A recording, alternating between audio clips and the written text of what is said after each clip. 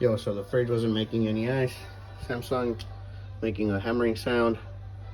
Found out this entire thing was frozen. I'm cleaning it off. Hopefully that fixes it. It wasn't making any ice. These are chunks of ice that I'm getting from this area.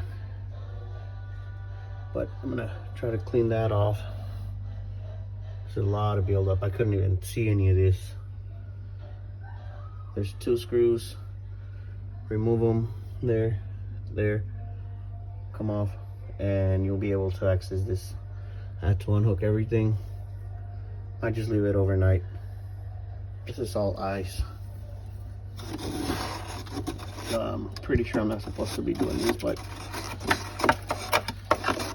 yeah, this whole thing is frozen, and I think something was detecting all the ice here, and it wasn't producing anymore because it thought it was full on the ice maker. But yeah, there it is. Hopefully it works.